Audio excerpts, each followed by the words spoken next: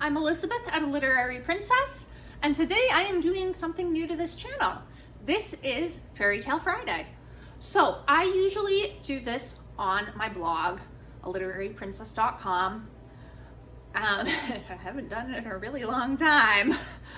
So I decided to give it a try over here. Now that does not mean that I'm going to completely discontinue it on my blog. I might do some on my blog and some on here depending on the format I have the book in, because my favorite thing about doing the posts on my blog is that I take a picture of the book with an illustration from the fairy tale, from one of my illustrated fairy tale collections. So I really like that part of it, but when I have the book on my Kindle, it doesn't look great. So maybe if I'm reading a book on Kindle, I'll do it on here. If I am doing a Fairy Tale Friday on a book I've already reviewed, I'll do it here. That would most likely happen if it were an arc, of course. So I don't know if I'm gonna keep this up or even like doing it on here, because I've never tried it like this before. But we're gonna give it a go and see what happens. What's the worst that can happen? I don't like it and I go back to doing it on my blog, or not doing it, as the case may be, because I don't think I've posted one since January. That's another thing. It starts to feel very academic when I'm writing it on my blog, and then when I'm doing academic work constantly, like regular academic work, I don't want to do something that also feels academic, whereas this is more like a conversation. So we'll see what happens. Today we are talking about Juniper and Thorn by Ava Reid. This came out on June 21st of this year, and I read it. I have a review up on it on my blog. So that review is spoiler free. This is not spoiler free. If you don't want spoilers, click away now. If you want a spoiler free review, go to my blog. I'll link it below. If you don't want spoilers, leave. Okay. Those who don't want spoilers should be gone. Okay, so here is how this is going to work. And it is a little bit different than the format I do for my blog. Today I'm going to be talking a bit about the fairy tale that this is based on, the history of it, the basic summary. I will then go into talking about what Reid uses from the fairy tale and what I thought of that. And then I will do some other reading recommendations. Okay, so Juniper and Thorn is a retelling of The Juniper Tree, which is a tale found in the Brothers Grimm. And it's not a very popular one, and you'll see why, because we're gonna talk about it. So, and while people thought this was gathered from like oral folklore, because that's the myth behind the Brothers Grimm, that's actually not where this came from. The Brothers Grimm found it as a written story by Philip Otto Arung. It was originally called The Almond Tree, and yeah, they just took it, I guess. They kind of do that. You're gonna see there's probably, if I keep doing this here, you're gonna see that a lot. Anyway, and there are also other variations. There's an English version called The Rose Tree. But for the most part, this isn't one that you find in like all cultures. Some fairy tales you find across cultures. Cinderella is a great example. This one, you don't really. There's only a few versions of it.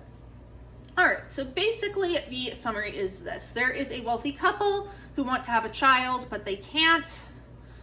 One winter, under the juniper tree, the wife pricks her finger while peeling an apple. The blood falls into the snow, and she says, "I wish for a child that's as white as snow and as red as blood." So very similar to the opening of Snow White. So she gets pregnant, but she becomes ill, and she tells her husband, "If she dies, bury me under the juniper tree." Okay. So she gives birth to her baby, who's a boy. He's red as blood and white as snow, and she immediately dies because this is a fairy tale, and they bury her under the juniper tree. So the man remarries, and they have another child together, this time a daughter. Her name is and I'm gonna be butchering pronunciation in here. Marlinchen. That sounds best. She is also frequently called things like Marlene or Marjorie in English translations. So the second wife loves her daughter, but hates her stepson, and she's abusive toward him and very mean. But Marlinchen loves her brother. So one day, Marlinchen says, "Can I have an apple?" And the stepmother decides that she is going to use this as a way to get rid of the stepson who is unnamed, but okay. So she lures him into a room that has the chest of apples. Marlinchen wants one, but she's told you have to wait till your brother gets home. And so when he gets home from school, stepmother says, "Oh, come on in here."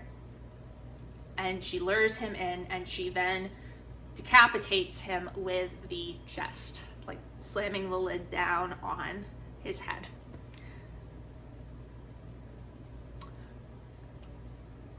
And it gets worse. So from there, she kind of sews the head back on a bit precariously and puts him out on the step, and then has Marlinchen go out to see him. And when she touches her brother, his head falls off, and she's like, "Oh my God, I've killed him." And her mother says, "Okay, we're not going to tell your father about this. Like, it's going to be our secret because you killed him." Horrible mother. But so then she decides to get rid of the body. She's going to cook him into a stew, and she feeds that to the family. So the husband, this child's father, and Marlinchen and herself. And he says, "Oh, this is delicious. This is great. Wow." She's like, "Oh, thank you." And he's like, "Where's my son?" She's like, "Oh, he went to visit a relative." And he totally buys that because he's an idiot, and it's a fairy tale. But in the meantime, Marlinchen gathers up her brother's bones and buries them under the juniper tree. So then this little white bird appears in the juniper tree. And I am going to pull up details so that I can get this right, because this is a rather important part. So this little white bird appears in the tree, and he goes about singing this song. And it is, "My mother, she killed me. My father, he ate me. My sister Marlinchen gathered all my bones, tied them in a silken scarf, laid them beneath the juniper tree. Tweet, tweet, what a beautiful bird am I." And so he goes to various townspeople and sings this song, and they're like, "Oh, sing it again, bird." He goes, "I don't sing it again for free." And so they pay him. So he gathers up, I believe it's like a gold chain, a pair of red shoes, and a millstone. And then he goes back to the house, and he gives the gold chain to the father, he gives the red shoes to his sister, and he drops the millstone on his stepmother's head. And then it kills her. There's smoke, there's flames, and then the bird transforms back into the sun, and we live happily ever after. So yeah, that is a fairy tale. So the juniper tree is a very loose retelling of this. We do not have a brother at all. Instead, we have 3 sisters. So we have the 2 eldest, who are Undine and Rose, and then we have our youngest, Marlinchen. And they are all witches. Their father is a wizard, and so they're in a world that is it's based kind of on Russia, from what I can tell, and it's changing. So it's moving from the old world ways where people used witchcraft and all that, and becoming industrialized, and their father hates this. It's ruining his business. He doesn't like it, and he keeps his daughters locked up in the house. and they see customers and they get paid for that. And that's it. They're not allowed out of the house. But the girls, being rebellious daughters who are like in their 20s, decide, okay, we're gonna sneak out. And so Undine and Rose have been doing this for a while, and one day Marlinchen goes with them to see the ballet. And she becomes enamored with the principal male dancer, Sevas, which I think is Sebastian, but they call him Sevas. And then he comes to their house to get a cure for what turns out he's drunk, but his handler doesn't know that. He thinks he's ill, and it's like, what's wrong with him? And their father realizes that Marlinchen is completely into this guy, and he puts a spell so that no one can leave the house without a bowl of black sand. And so, of course, her sisters are furious with her. They're like, you've ruined this. But Marlinchen, when she goes and takes a bath, magically just sheds all of this black sand, and she collects it in a compact that her mother gave her. So, and then meanwhile, there are these murders going on in the city of men whose eyes and livers have been pecked out. And they doesn't look like a human killed them. It looks like it was a monster, and people are getting concerned. So that's kind of the basic plot there. So how does that tie in with the Juniper Tree, other than we have a character with the same name, Marlinchen? So first of all is the little white bird. So their mother was not a witch, but was married to this wizard, and their father, his main type of magic is transformations, and one day he accidentally turns her into a bird. But it's kind of sketchy whether he actually did it on accident or whether he meant to do that or not. So Marlinchen spends all this time taking care of this bird, and then suddenly it disappears, and her father says it flew away. But Marlinchen sees that there's blood on the ground. So another thing you need to know for context is that Marlinchen's father basically killed off all the other wizards and witches in town to be the only one in an attempt to make more money. And this last witch cursed him. She said, you will eat, but you'll never be full. You'll sleep, but you'll never be rested. And you'll look at your daughters and you'll never love them. And then she turned into a pile of black vipers because it's fairy tale. So Marlinchen's father is constantly hungry, and she is always cooking for him. And if she doesn't cook for him, he gets angry. So she is very much the dutiful daughter. She's cooking, she's cleaning, whereas her sisters like sleep in and are kind of bitches, to be honest. And they're very beautiful, and Marlinchen is always being told that she's plain. So the implication is that her father ate the bird mother, and that is definitely not the only thing he eats throughout this. So then we get to the next part that is pulled from the Juniper Tree. This is the cannibalism. Yay! So because her father is constantly hungry, she's constantly making food, they're running out of money, there is no food. At one point, she slaughters one of the monsters that lives in their house that's kind of similar to a cat. It's a very horrific scene, but like really horrific. She feeds him that. She'll prepare things ahead of time for dinner the next day, and then she'll wake up in the morning and find they're gone because he's getting up at night and eating it. And this eventually devolves into him eating humans. So he sets out this contest. He says they'll let a certain number of young men come into their house for 3 days, and they have 3 days to figure out how his daughters left the house without a bowl of black sand, because Marlinchen obviously uses her black sand to get back out and meet Sevas. So there's like 15 guys in their house, and then they wake up the next morning and now there's only 14. And then Marlinchen finds what looks like a skeleton in the kitchen sink.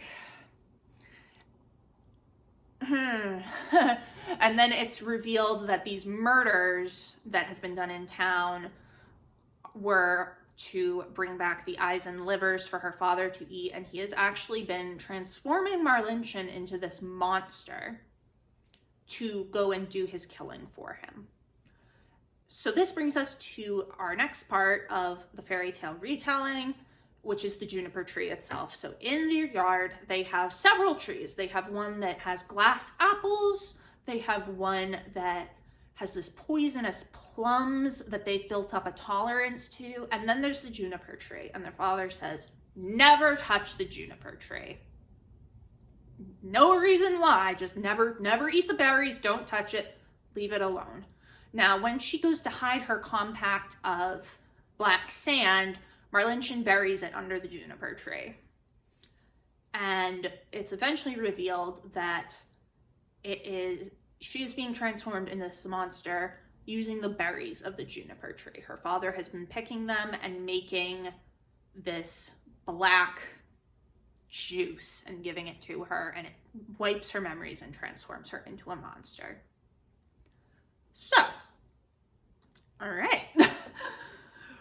So that is basically all that Reid pulls from the fairy tale The Juniper Tree, but she does bring in aspects from other fairy tales. So I mentioned this contest of whoever can figure out how they left without black sand can pick which one of them to marry. That is very much from the fairy tale The 12 Dancing Princesses, which has variants from all over the world, including Russian, which a lot of these tales that Reid is working with are also pulled from Russian folklore. So Sevas is a ballet dancer. He dances in this ballet that is Prince Ivan slaying the dragon Tsar. There are several variations of tales involving Prince Ivan in this book, which is of course pulled from Russian folklore. And also, one more thing for the Juniper Tree, actually, is that Marlinchen herself tells the story of the Juniper Tree within this book. She starts with the mother pricked her finger and wished for a child that was red as blood, white as snow. She got sick, she had the baby, she died immediately, and all that. So she actually tells that story within this. And there's several others. There's ones about a swan maiden, which of course has plenty of basis in various fairy tales. There's of course the Swan Lake, which is a ballet based off of it. But there's also tales like the Six Swans and the Swan Maidens and all kinds. And then there's also aspects of Cinderella. Marlinchen is very much a Cinderella character. She's got two older sisters who are just awful to her. Undine is physically abusive throughout the whole thing. Rose is better, but still kind of terrible. And then of course her father is completely mistreating her. She is doing all this cooking, all this cleaning, and is very much kind of like the drudge of the family. So that is very much based on Cinderella. There is the scene where Marlinchen takes the black sand and goes out. Her plan is that she's just going to warn Sevas that he can't come back to the house because her father has put another spell that anyone from the ballet company who steps foot through their gate will turn into a pile of black vipers. This man is really big on his black vipers. So she's like, oh my God, he might come back, because she told him and his handler the wrong reason that he was sick and gave them a cure that would not work.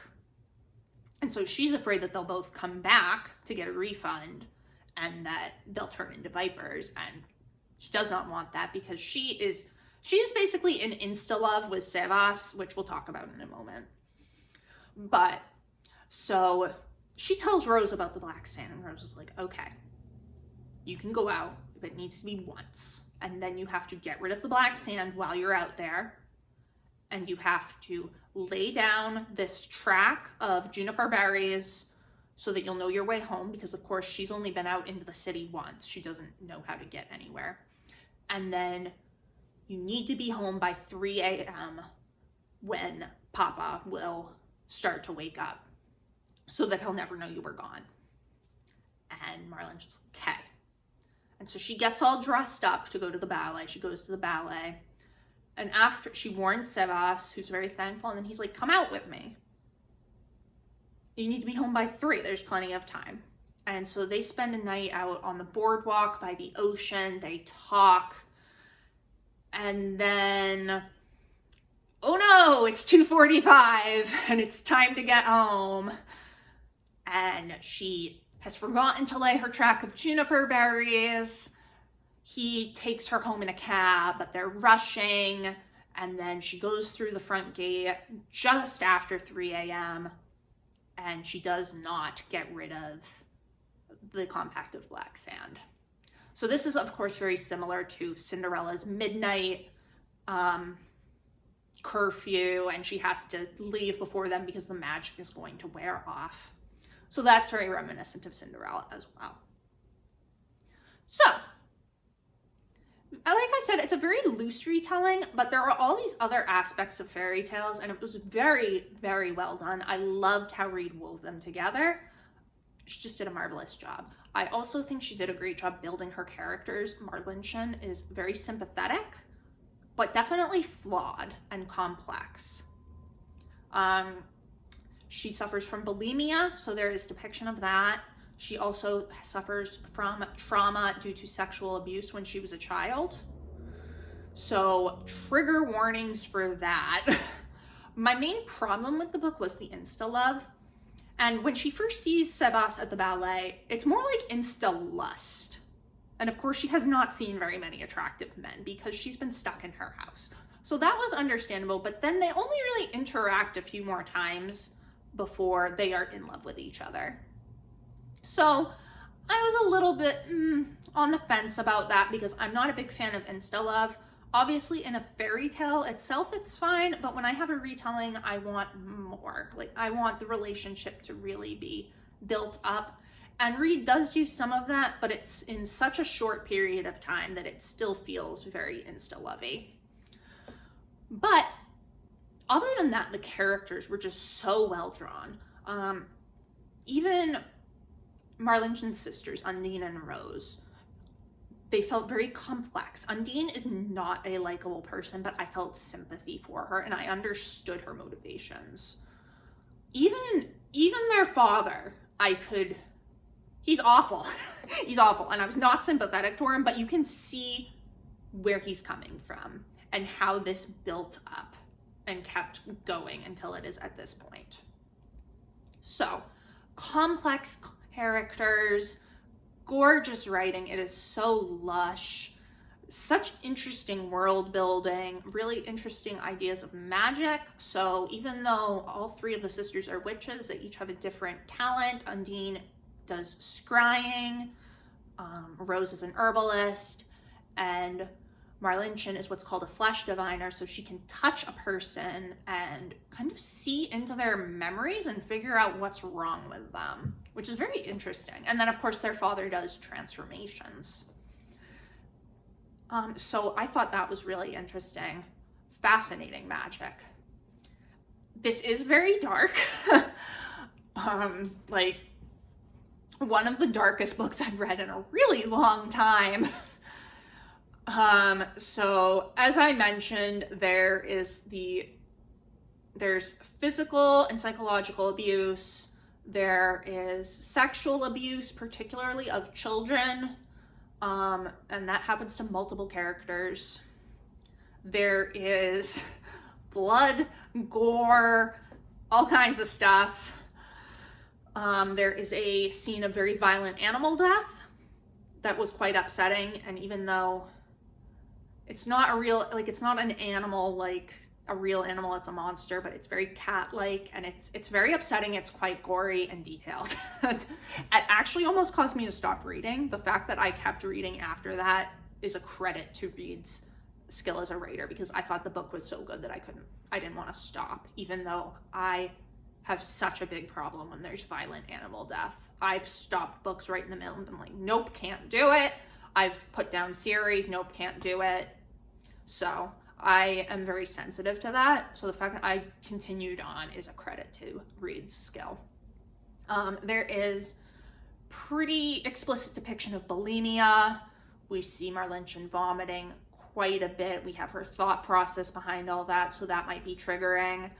And then, are there any other triggers? Did I miss anything? Oh, there is a relatively explicit sex scene as well. So, a consensual one, but still. So this is not for young readers. Even though this is a fairy tale retelling and it's written by a woman, this is not a young adult book. And I think that's a big problem, that a lot of adult books that are written by women that are fantasy get labeled as young adult. This is not it. Please don't give this to a child. Please don't. Or a teenager. It's very mature, it's very gory and explicit, it's upsetting, it's disturbing, but it is fantastically written.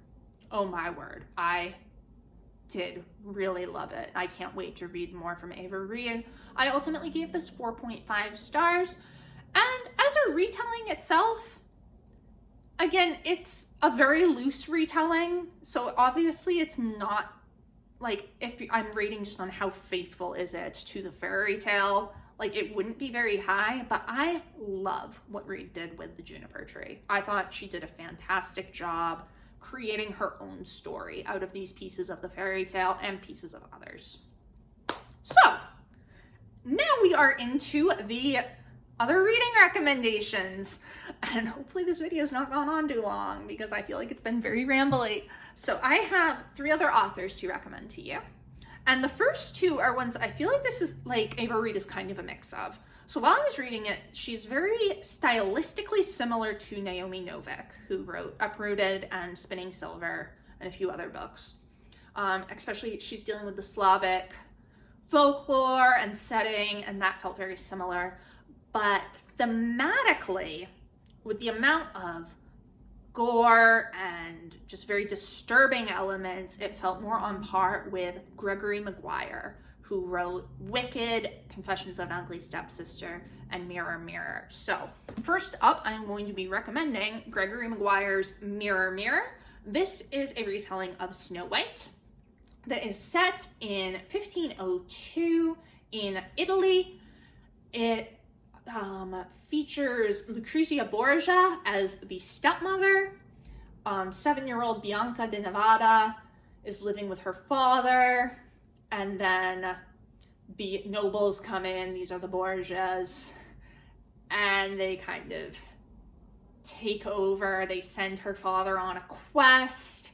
Bianca's left under Lucrezia's care, and things get sketchy.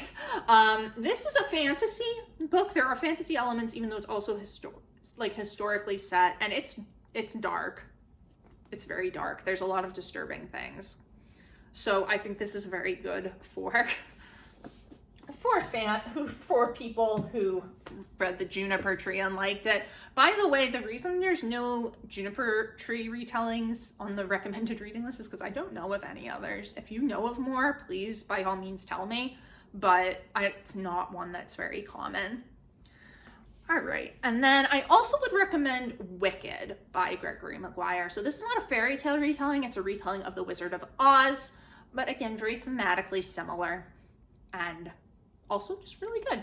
I need to give that a reread. All right, and so then by Naomi Novik, I would recommend Spinning Silver. This is a retelling of Rumpelstiltskin that deals with 3 women whose names are Miriam, Wanda, and what's the other girl's name? Why isn't the other girl's name? Okay. Well, it's a woman who is getting married to this czar who is rather sketchy. So again, stylistically, I feel like Novik is very similar to Ava Reid. And this is a fantastic retelling of Rumpelstiltskin. Also quite loose. similar to the juniper tree. Like, it takes aspects, but there's a lot more in there. And then also by Naomi Novik that I would recommend is Uprooted. So this is not a retelling per se, but it pulls on a lot of folklore. I'm not even gonna try to say this girl's name because I don't know how to say it, but she lives in this village where on the edge of a wood that's corrupted, and every several years the dragon comes to keep the wood's forces at bay, and he takes with him a girl. And he chooses her. So this is excellent. Again, it's quite dark, but stylistically is where it's very similar to Ava Reid. All right, and then for one more recommendation that is, again, pulling on a lot of Russian folklore, this is the Winter Night trilogy by Catherine Arden. This is the first book, The Bear and the Nightingale. This follows Vasilisa, or Vasya, as she gets a new stepmother and deals with life out in the Russian wilderness with these, like, I forget what they're actually called, and it doesn't say on the back, but they're like various folklore spirits of the home. But they're starting to die out because Russia is starting to become more, it's not, I wouldn't call it industrialized because it's not really city-ish, but it's becoming more, like, it's turning from the old ways and it's changing. So that's very similar thematically to Juniper and Thorn as well, and it deals with the Russian setting. All right, so that is my Fairy Tale Friday on the Juniper tree. Let me know what you think of this in the comments below. Would you like me to continue doing videos like this? Do you think I should stick with this on the blog instead? Let me know. It's been great chatting with you all. I will see you soon. Bye.